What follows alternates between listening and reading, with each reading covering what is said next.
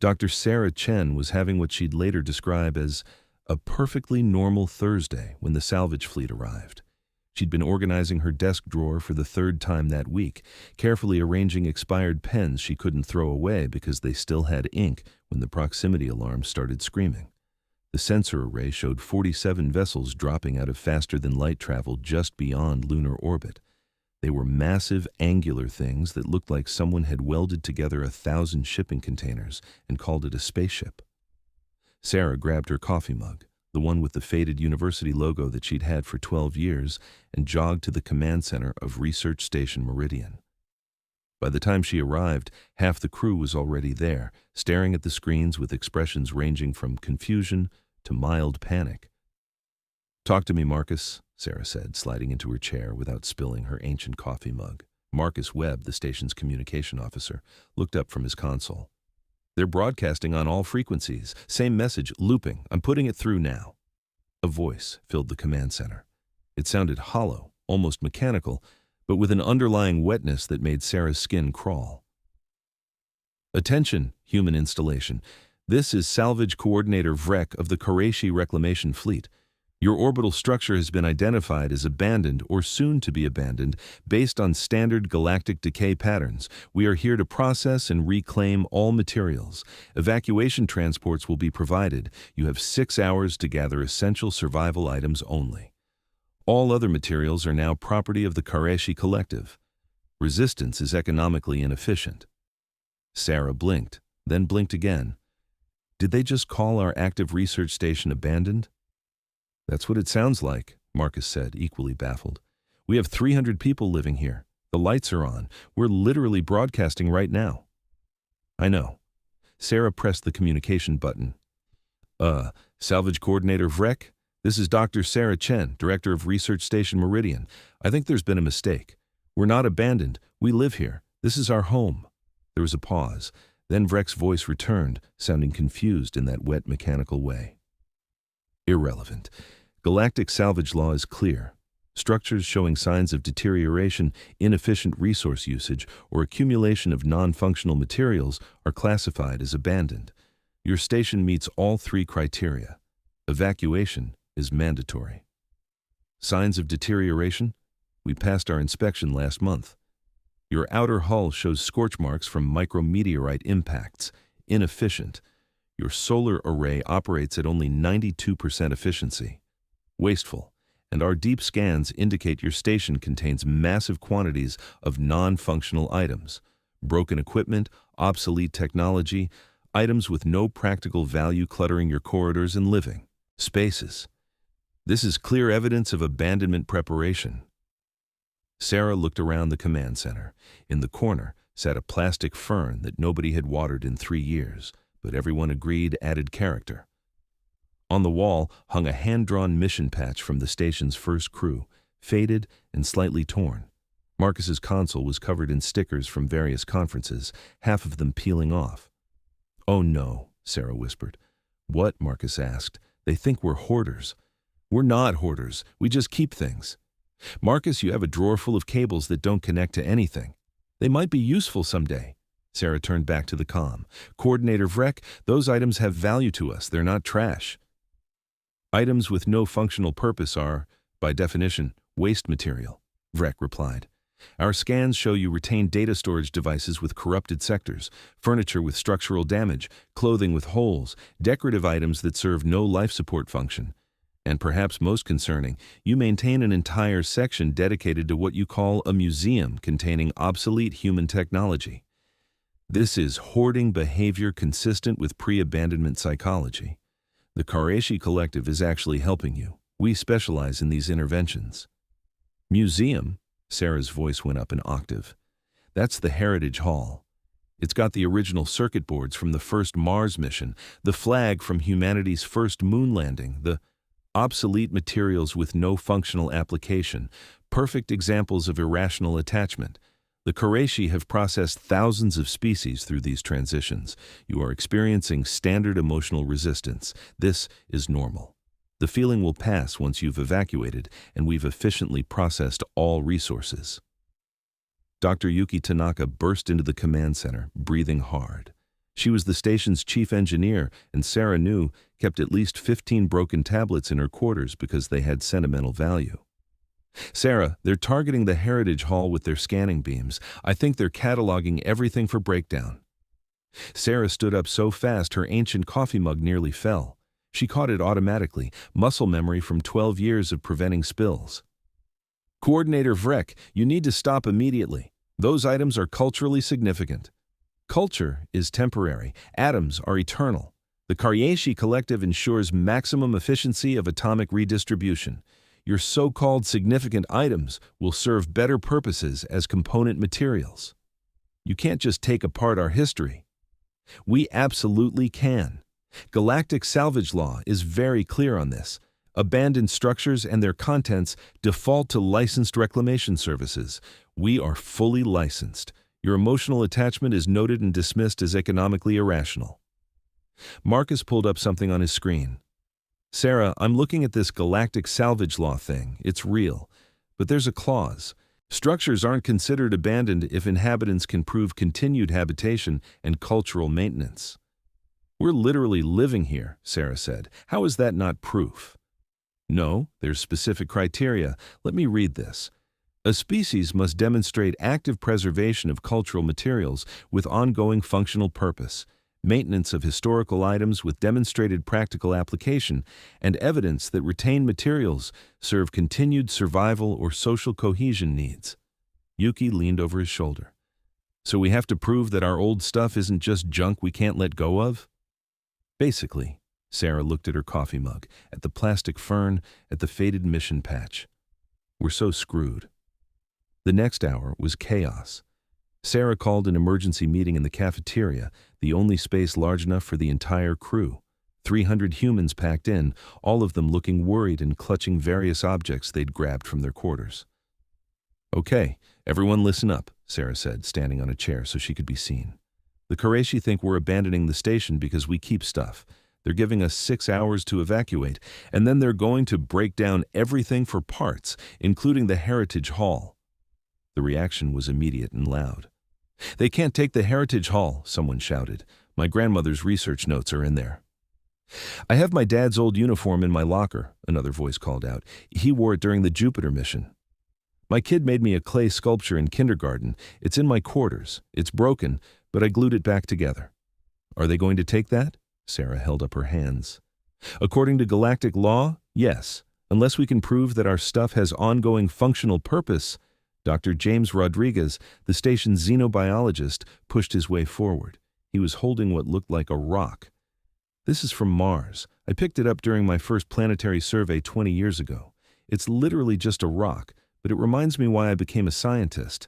How do I prove that has functional purpose? I don't know, Sarah admitted, but we need to figure it out fast. That's when Chief Petty Officer Jackson, head of station security, spoke up. Doc, I think we're approaching this wrong. These Karyeshi, they're salvagers, right? They see everything as just materials. They don't get it. Get what? That we're not keeping this stuff because we can't let go. We're keeping it because it's part of who we are. Jackson held up a battered watch. This was my dad's. Got it when I joined the service. Doesn't keep time anymore, but I can fix it someday. And even if I can't, it's his. Wearing it makes me feel like he's still around. The Koreishi probably think that's crazy. They definitely think that's crazy, Marcus called from the back. Vrek just sent another message saying our emotional response is textbook pre-abandonment denial. Sarah felt something click in her mind. Jackson's right. They don't understand. They're treating this like an intervention, like they're helping us. We need to make them understand that this isn't hoarding. This is human nature. How do we do that? Yuki asked. We show them. Sarah turned to the crowd. Everyone, I need you to go to your quarters and gather the things you've kept. The broken stuff, the old stuff, the stuff that makes no logical sense to keep. And I need you to be ready to explain exactly why you kept it. Sarah, that'll just prove their point, someone said. They'll think we're worse than they already do. Maybe, or maybe when they see 300 humans all holding on to different pieces of their past, they'll realize this isn't a disorder. It's who we are. An hour later, the Karyeshi sent a boarding party. Sarah had expected something intimidating, but what arrived was almost disappointing. The Koreishi were roughly humanoid, but their skin had a strange oily quality that reflected light in unsettling ways. They moved with mechanical precision, and their eyes were flat and appraising, like they were constantly calculating value. Salvage coordinator Vrek stood at the center of the group. They were taller than the others, with additional mechanical augments built into their body. When they spoke, their mouth barely moved. Dr. Chen, we are here to expedite the sorting process. Our efficiency algorithms indicate you will struggle with the emotional labor of discarding. We have brought psychological comfort specialists. Behind Vrek, several Qureshi held what looked like trash bags. Comfort specialists? Sarah repeated. Yes, they will help you understand that your attachment to non-functional items is temporary chemical reactions in your primitive brain. Once you accept this, the sorting becomes much easier. Sarah took a deep breath. Coordinator Vrek, before we begin, I'd like to show you something. Would you come with me to the Heritage Hall? Vrek's flat eyes blinked. The obsolete materials repository, if you wish. This will actually help us prioritize high-value atomic recovery. Sarah led the group through the station's corridors. As they walked, she noticed crew members lining the halls, each holding something. Jackson had his watch. Yuki clutched a broken tablet. Marcus held a set of ancient headphones with a snapped band. They arrived at the Heritage Hall, and Sarah palmed the door open. The room was large, taking up an entire section of the station's outer ring. Display cases lined the walls, filled with artifacts from humanity's journey to the stars. Vrek stepped inside and immediately began scanning. Fascinating. This entire space is dedicated to dysfunctional items. The resource waste is extraordinary. This, Sarah said quietly, walking to the first case, is a piece of heat shielding from the Apollo 11 lunar module. It's burned, damaged, and completely useless for anything, except reminding us that humans once looked at the moon and said, "We're going." There, she moved to the next case. This is a hard drive from the Mars rover Opportunity. It failed after 15 years of operation. We keep it because Opportunity was supposed to last 90 days, and it kept going for 15 years because humans built it to never give up. Vrek followed her, scanning each item. But these serve no current purpose. Don't they? Sarah stopped at a case containing a child's drawing of Earth from space. This was drawn by a 6-year-old girl whose mother was on the International Space Station. The mother carried it with her during her entire 6-month mission. The girl is now one of our engineers. She says that whenever she's solving a problem and ready to quit, she thinks about this drawing and remembers that her mother carried it into space. Is that not functional? That is an emotional response, not a functional application. For humans, those are the same thing. Vrek's scanning device beeped. Dr. Chen, our analysis shows that 73% of items on this station serve no practical survival purpose. This meets the legal definition of abandonment preparation. Or, a new voice said from the doorway, it meets the definition of culture. Everyone turned. Standing in the entrance was an alien Sarah had never seen before. They were massive, easily 8 feet tall, with deep blue crystalline skin that seemed to refract light. Their presence filled the room with a strange calm. Who are you? Vrek demanded. Ambassador Thren of the Vorlan Collective. I happened to be in the sector when I detected a Qureshi reclamation fleet. I thought I'd investigate. Thren moved into the room with surprising grace for their size. Coordinator Vrek, are you truly attempting to salvage an active human station? It meets all legal criteria for abandonment. Because they keep old things? Thren's laugh sounded like chimes. Oh, Vrek, did your species really never research human psychology before coming here? We researched sufficiently. They exhibit clear hoarding behaviors. They exhibit memory preservation behaviors. There's a difference. Thren walked to one of the display cases. The Vorlan fought a war with humanity 15 years ago. Did you know that? Sarah blinked. We did? A very small one. Border dispute. It lasted 3 days. Thren's crystalline face somehow conveyed amusement. We won. Claimed a disputed asteroid field. Do you know what the human commander did when she surrendered? Fled efficiently? Vrek suggested. She gave me a coin. Thren reached into a pouch and pulled out a small metal disc. She said it was from her home city on Earth, over 200 years old, had been in her family for 6 generations. She gave it to me as a token of respect, even in defeat. Wasteful, Vrek muttered. I thought so too, at first. Then I researched human culture. Do you know what I learned? Thren looked at Sarah. Humans don't just keep objects. They embed them with meaning. Every item tells a story.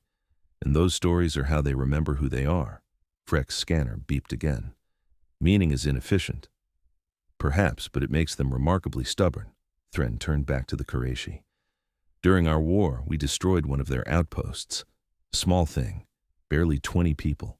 We expected them to abandon the sector. Instead, they sent a fleet. Not to fight, mind you.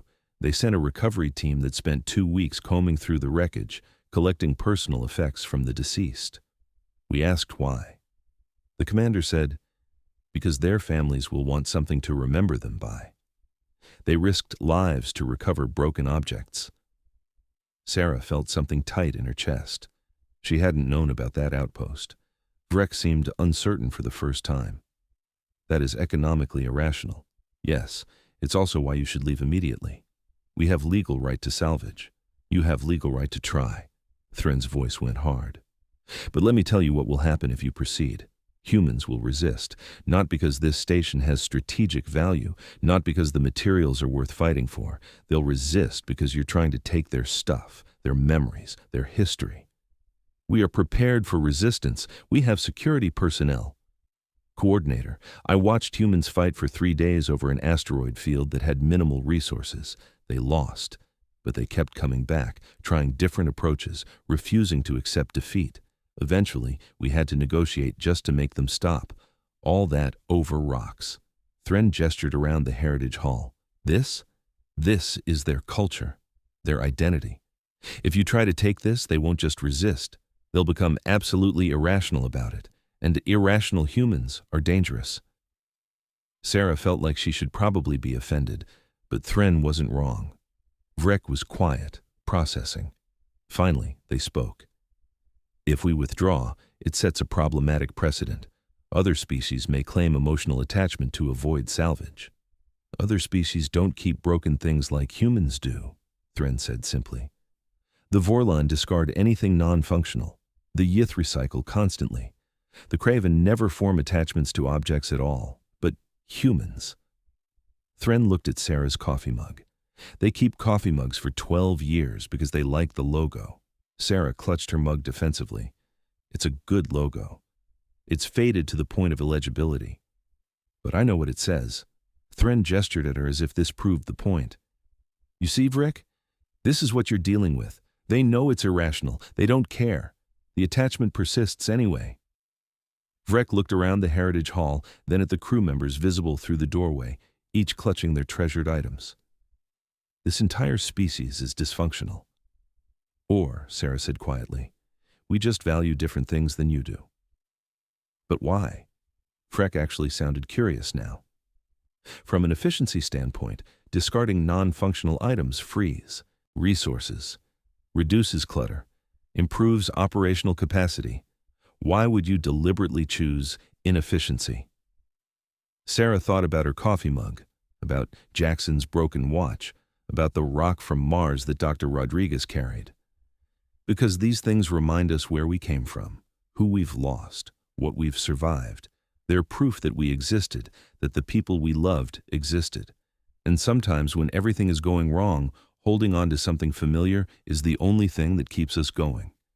But the items themselves are not functional. The memories are functional. The connections are functional. The reminder that we're part of something bigger than ourselves, that's functional. Sarah walked to a case containing a tattered flag. This flag flew on the first colony ship. It got torn during a solar storm that nearly destroyed the ship. The crew voted to keep it, holes and all, because every time they looked at it, they remembered they survived. That memory gave them courage for the next crisis, and the next. Without this flag, without that memory, maybe they don't survive. Maybe humanity never makes it to the stars. Vrek was silent for a long moment. You're saying that these objects serve a psychological support function? Yes. And that removing them would cause psychological damage. Significant damage, yes. Interesting. Vrek's scanner beeped as they adjusted something. Our protocols do not account for this. We assumed sentimental attachment was a cognitive error, not a survival mechanism. Thren stepped forward. The Karashi are an excellent species coordinator, efficient, logical, practical, but you've been so focused on efficiency that you've forgotten something important. For most species, survival isn't just about keeping the body alive, it's about keeping the spirit intact. And for humans, these objects are part of that spirit. Inefficient, Freck muttered, but it sounded less certain. Perhaps, Thren agreed, but effective. Dr. Rodriguez spoke up from the doorway, still holding his Mars rock. Coordinator, can I show you something? Freck turned. If it's relevant. Rodriguez walked in, holding the rock carefully. This is from Mars, Olympus Mons specifically. I collected it during my first planetary survey. Do you know what happened on that survey? No. Our rover got stuck. Equipment failed. We were stranded for 6 days while rescue came. 2 people died. I almost died. This rock was in my sample bag when we were rescued. Rodriguez stared at it. It's just a rock.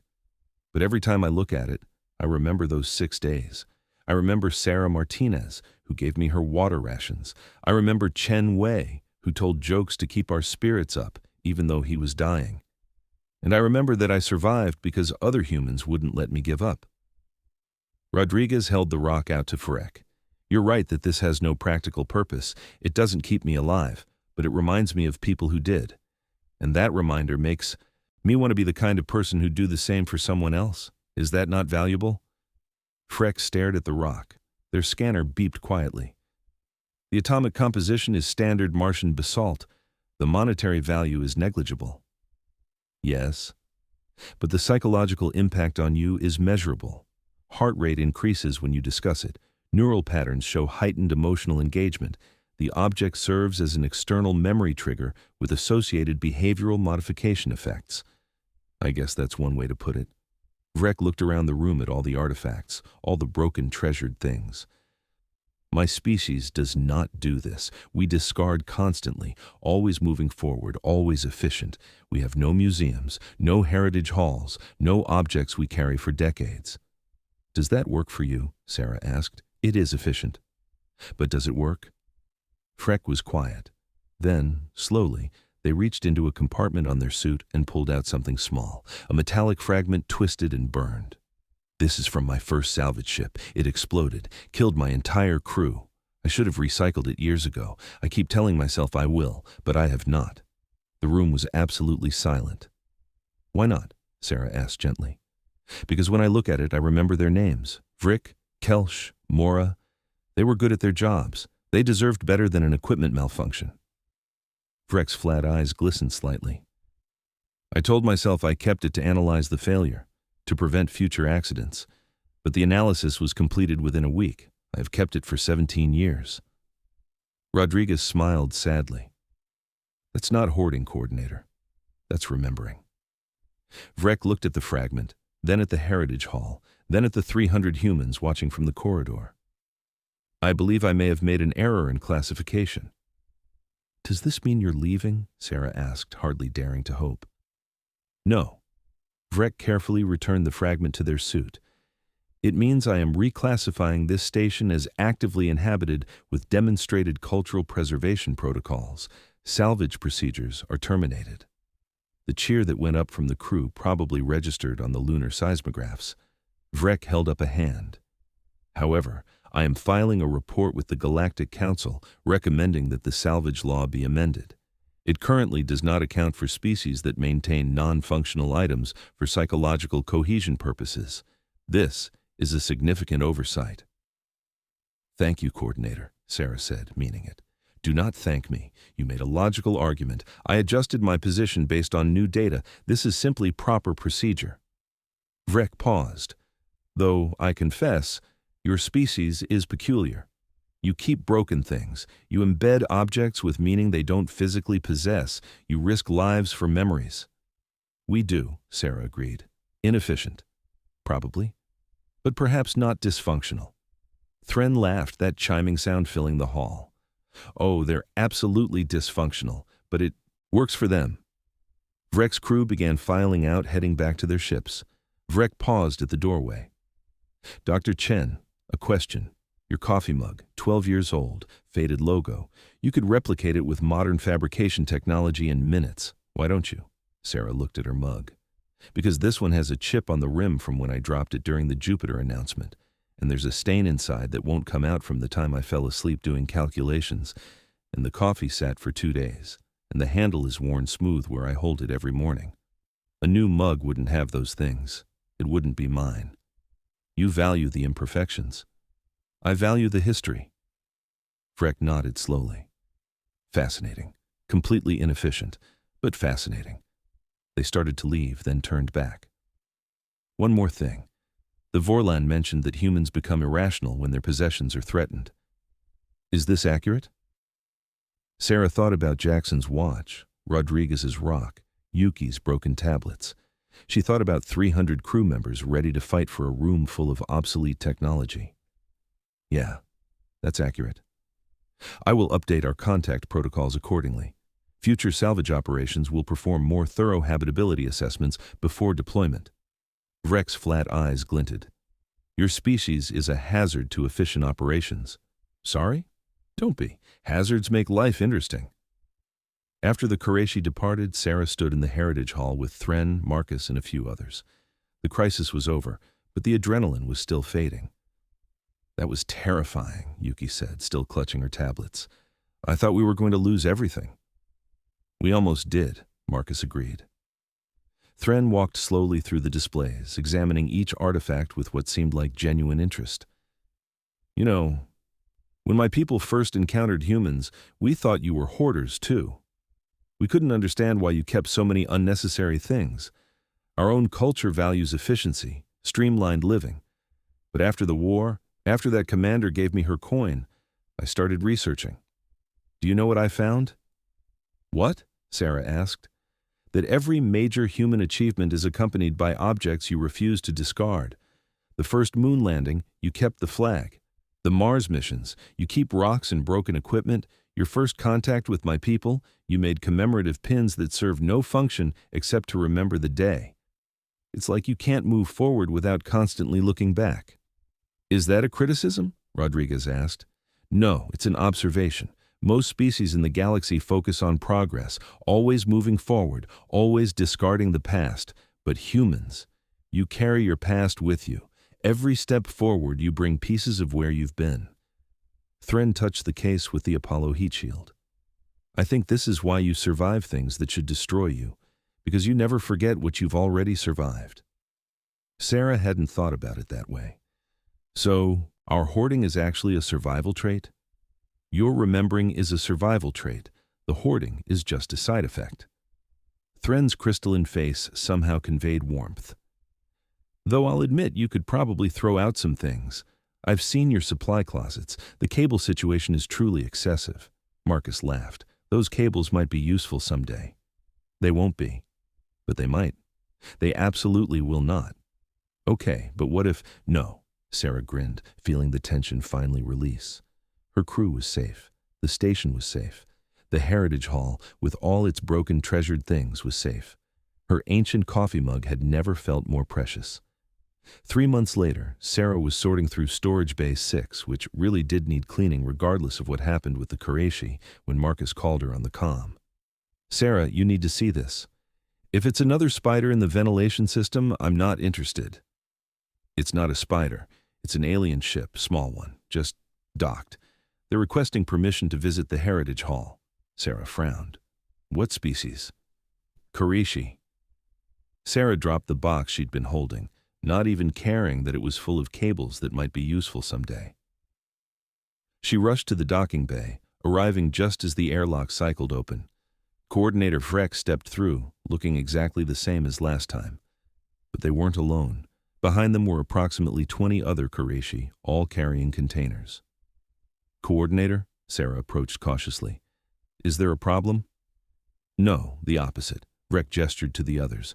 After our encounter, I filed my report as promised. The Galactic Council amended the salvage law. They also asked me to conduct a study on species-specific sentimental attachment patterns. I began with my own crew. Okay? I asked them if they kept anything non-functional, anything with only emotional value. Vreck paused. 78% admitted they did. Tools from first jobs, broken equipment from successful salvages, even the occasional rock. One of the other Qurayshi stepped forward shyly. They held up a twisted piece of metal.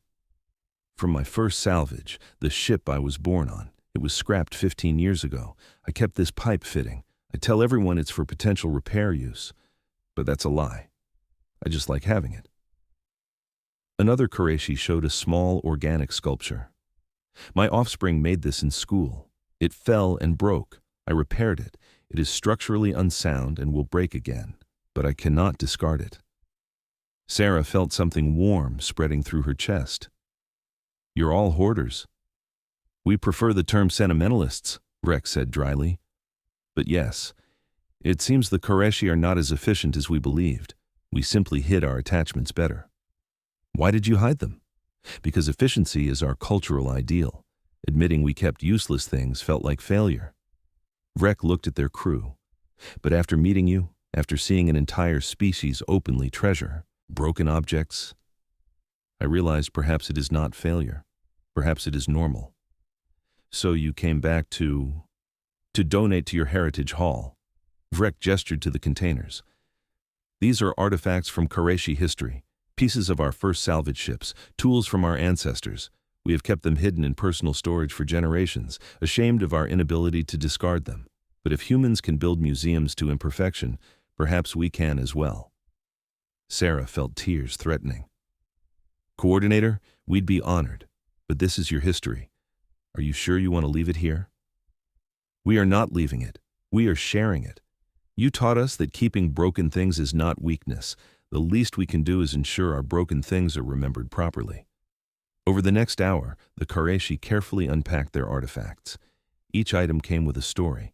A salvage hook that saved a crew during a hull breach. A scanner that failed but had belonged to a legendary coordinator. A ship's bell from the first vessel to leave Qurayshi home space, cracked but still capable of ringing. Marcus and Yuki helped set up a new display section. Sarah watched Vrek personally place the fragment from their destroyed ship, the one they'd carried for 17 years, on a velvet stand with a small plaque. That's very trusting, Sarah said quietly, leaving it here. It belongs in a museum, with other imperfect things that matter. Vrek looked at her. Besides, this gives me an excuse to visit, to check on it. You're always welcome. Good, because I have been thinking about what Ambassador Thren said, about humans becoming irrational when their possessions are threatened. I would like to observe this phenomenon. For science. Sarah laughed. Please don't threaten our stuff for science. No, but perhaps I could study your species further. Learn about this attachment behavior. The Galactic Council is very interested in my findings. You want to study human hoarding? I want to study human remembering, Vrek corrected. There is a difference. And somehow, over the following months, there was.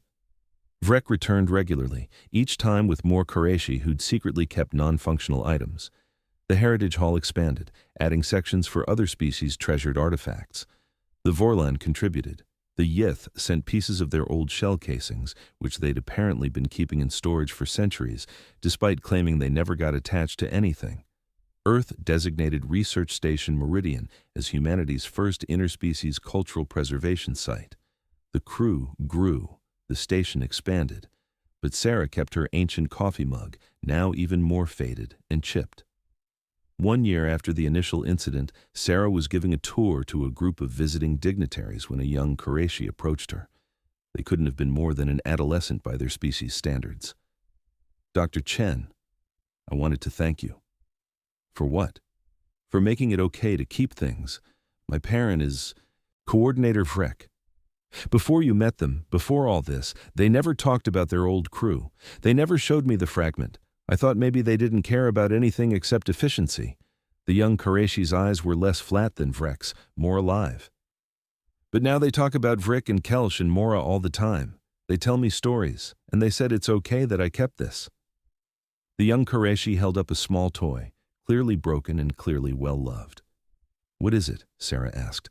A model ship, my first toy. I broke it when I was very small. I always felt bad about keeping it. But now my parent says it's remembering, not hoarding. So I fixed it. Not perfectly, but enough. They looked at Sarah with something like hope. Is that okay? Fixing things badly just so you can keep them? Sarah thought about Jackson's watch, which he'd finally repaired after 30 years. It still didn't keep perfect time, but he wore it every day. She thought about Yuki's tablets, now carefully displayed in her quarters, each one representing a different project. She thought about Rodriguez's Mars rock, which sat on his desk where he could see it while working. That's not fixing things badly, Sarah said gently. That's fixing things with love. There's a difference. The young Qureshi smiled, a surprisingly human expression on their alien face. I think I understand now. Why you keep broken things. They're not really broken if they still do what matters. And what matters? Helping us remember, helping us feel connected, helping us know we're part of something bigger than ourselves. Sarah felt that warm feeling again, the one she'd gotten used to over the past year as the Heritage Hall grew from a human museum to a galactic memorial to imperfection. Yeah, she said softly. That's exactly it. That evening, Sarah sat in her quarters, doing her usual end-of-day routine. She organized her desk, putting pens in their holder, straightening papers, checking on the small jade plant that had been dying for 3 years but kept hanging on. Her coffee mug sat in its usual spot, more stained than ever, the logo now completely illegible. She should really get a new one. Fabrication could make a perfect replica in minutes. She picked it up, feeling the smooth, worn handle, seeing the chip on the rim, noting the stubborn stain inside. Not a chance, she murmured, smiling. Outside her window, the earth hung in perfect view, blue and white and beautiful. Somewhere down there, billions of humans were doing the same thing she was. Keeping old photographs, wearing broken watches, treasuring coffee mugs with faded logos, holding on to pieces of their past because the future was always better when you remembered where you came from. Sarah's comm beeped. It was Vrek. Dr. Chen, I have been reviewing our cultural data. I believe I have found something significant. What's that? The correlation between species who preserve non-functional items and species who develop successful interstellar civilizations. It is nearly perfect. Sarah sat up straighter. Really? Yes, species who remember their history, who treasure their past, who refuse to discard their memories even when inefficient. These species almost always succeed in space exploration. Those who constantly discard, who always move forward without looking back, they tend to stagnate or collapse. Why? Because space is hard. Space is failure after failure after failure. And the species who remember their past failures, who keep pieces of broken ships and damaged equipment and tell stories about what went wrong, they learn. They adapt. They survive. Vrek paused. Your species doesn't just hoard objects, Dr. Chen. You hoard lessons. Every broken thing is a reminder of something you survived, and that makes you very hard to kill. Sarah looked at her coffee mug again, seeing it differently now. Not just a sentimental object, but a piece of survival equipment, a reminder that she'd survived grad school, survived her first mission, survived every challenge that tried to make her quit. So, we're not irrational. Oh, you're absolutely irrational, Vrek said, and Sarah could hear the smile in their voice. But irrationally effective. There's a difference. After the call ended, Sarah sat for a long time, holding her ancient coffee mug, thinking about humanity's journey to the stars. Every step forward built on lessons from broken equipment and failed missions and people who refused to give up. They were hoarders, yes, but they were also survivors. And maybe those were the same thing.